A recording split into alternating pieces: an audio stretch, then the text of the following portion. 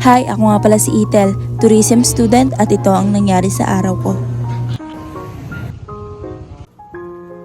Hi, good morning. Kakagising ko lang pero parang tinatamad pa ako bumangon. Sobrang lakas ng ulan pero bawal tamarin dahil ito ang first day ko bilang tourism student. Quick story lang, nung bata pa lang ako, gusto ko na tong kurso na to. At ngayon, andito na ako. Di ko alam kung ano-ano ang tatahakin ko dito, pero sigurado ako, gusto ko tong gagawin ko.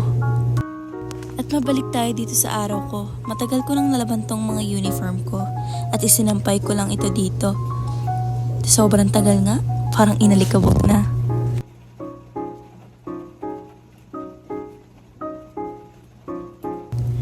At dito, nagsusuklay lang ako ng buhok ko. Sobrang tigas nga at akala mo sinabunutan ako ng ilang tao. After ko magsuklay, chinek ko lang tong palda ko. Nakalimutan kong tahiin yung isang batones. Maluwag pala ito.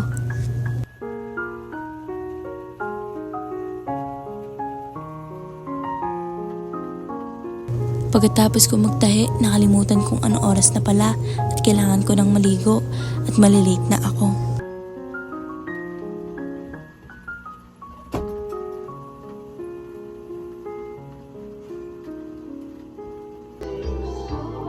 Pagkatapos ko maligo, ayan nakabihis na ako, nakapag-ayos na rin ako at dumating na yung boyfriend ko.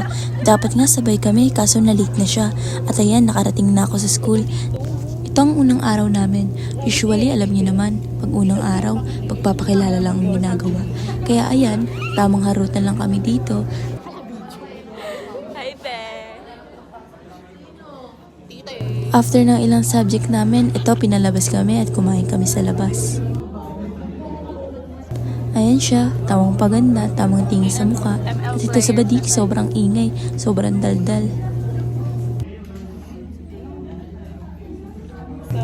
At ayan, mag-uuwian na kami. Nag-announce lang si Pres at ayan, pinauwi niya na din kami. Kasabay ko nga pala tong boyfriend ko sa pagpasok at pag-uwi. At naabutan pa kami ng ulan, pero nakarating din kami ng safe. Kaso basa nga lang.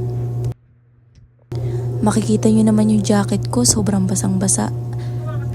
Pero alam ko, ganito talaga pag college life. Hanggang sa muli, paalam!